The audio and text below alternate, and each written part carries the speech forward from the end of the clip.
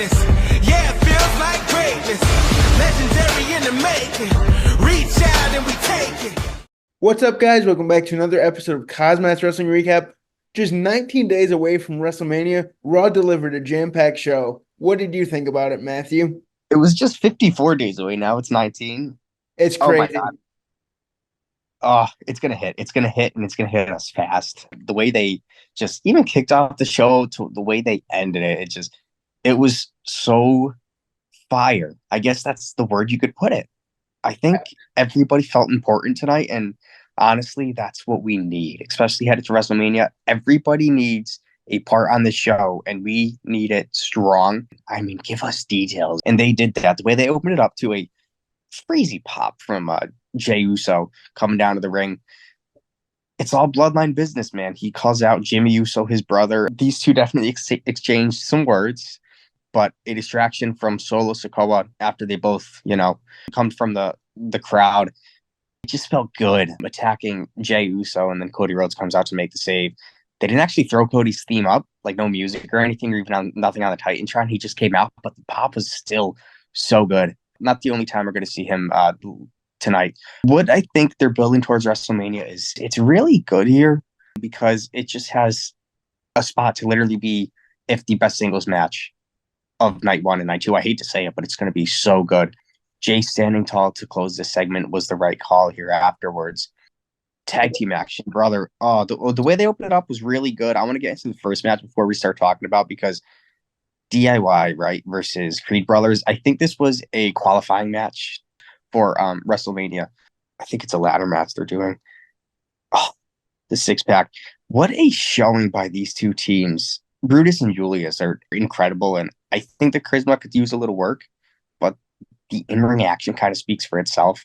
There were times where I thought this match was going to be over. It just was a nail-biter, and then DIY finally defeat the Creed Brothers. What do you think of this match? If you were to look up a match, I would look up any NXT TakeOver matches with DIY, and this one's up there, especially for just being on a live television show, rather, like a PLE. Yeah, Triple H definitely gave these an opportunity to show what they're made of on Monday Night Raw, the flagship show, and it certainly was a showstopper. You know what? I think DIY is going to take those tag team titles at WrestleMania, but you know what? The Creed Brothers really showed that they could shoot to the moon and be heads of this tag division for sure. And the action just kept coming on hot and heavy with another tag team match up next. This time, the ladies had some tag action as Katana Chance and Kaden Carter took on Indy Hartwell and Candice LeRae. What a good match between these two. Okay. I'll say what a good match we had prior, and then what we had upcoming next. The way that they kind of went throughout this match, I get it. Take it away. What do you think was the right call for the ending of this match? Is Candice LeRae, she got the W here, but I think she did it dirty. And it kind of sent Indy Hartwell into like a trance, saying like, ooh, who's this Candice LeRae? She's being a bit of a dick. Especially from last week, you know what I mean? To Maxine Dupree talking about her dead brother nonetheless. But Indy Hartwell sees something's up here. It's certainly interesting, for sure. I don't know what Triple H is cooking up here. I think it'll be a long-term storyline that we might not get the payoff for quite a while. But it's good to see the ladies get some tag team action on the show, for sure. 100%. Our next segment of the night, following this tag team match here, Cody Rhodes. Now, this was, I said earlier, we're going to get another Cody Rhodes segment tonight, and we did. This time he came out, entrance and all, definitely dressed to the nine here. He cut a phenomenal promo on The Rock. People say The Rock buried Cody last week, but I hate to say it, but Cody buried The Rock this week. We're talking a little politics back here, and you know what? He called The Rock a dick, basically, and the crowd just went absolutely nuts. The Rock says he knows Cody's mom, and now Cody says he knows The Rock's mom. The crowd went nuts again. These two are just cinema, you know what I mean? Paul Heyman interrupts, laying down the challenge to Rhodes that Roman and Cody will show up Friday night, which is sold out, by the way, for their face-to-face alone. But Cody Rhodes says he must also arrive alone, speaking about Roman Reigns. This is going to be good. Two men, they're not stupid. They got someone in their corner. I know it. But we'll see how they go on with this. But Cody Rhodes here kind of even put Dwayne into the ground here, saying, is it going to be Dwayne energy or just LDS, little dick syndrome? I think that's exactly how he said it. I was cracking up at the TV. It was hilarious. Oh, man. Sixth segment of the night here. We're definitely getting into a hot and heavy Ricochet and Dominic Mysterio taking one another on to the limit, I'll say. Jaden McDonough is ringside. Great showcase with Ricochet. McDonough does interfere. Ricochet kind of was the underdog in this match and then hit a recoil onto Dominic for the win. But McDonough wasn't enough for Ricochet here. Definitely, maybe, yeah, I hate to say it, but are we going to see a breakup of the Judgment Day with Dominic losing here? Maybe they're going to start. I don't know. I'm just trying to think creatively because it's interesting. I love the Judgment Day, but them breaking up, especially even like after Mania, would be absolutely crazy. Yeah, for sure. The seeds are starting to be planted there just throughout the night. The backstage segments and the in-ring action was just absolutely phenomenal. And up next, we had a contract signing with Sami Zayn and Gunther for their Intercontinental Championship at WrestleMania. Sure, this was fun to see. It was a good segment, especially with Chad Gable backstage, basically saying that Sami Zayn can't beat Gunther at Mania, and then they cut to this afterwards. But can we talk about the Hardys quickly on Raw?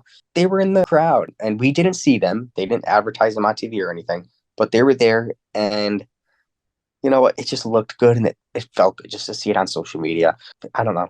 Maybe they'll head back to WWE just to end their career. I think that's the right call. They're not doing much in AEW, but Sami Zayn, Gunther, WrestleMania contract.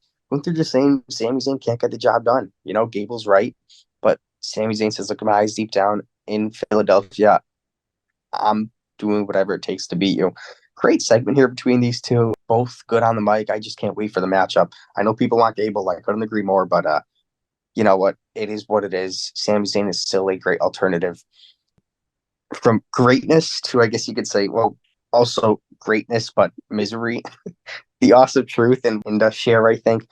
What a disaster. I just feel so bad for Jinder Mahal. He's just kind of thrown into the mix with Indashare where it's just not doing much right now in the shuffle. It was a good call for them to take an L against Awesome Truth, who advanced to that six-pack ladder match at Mania.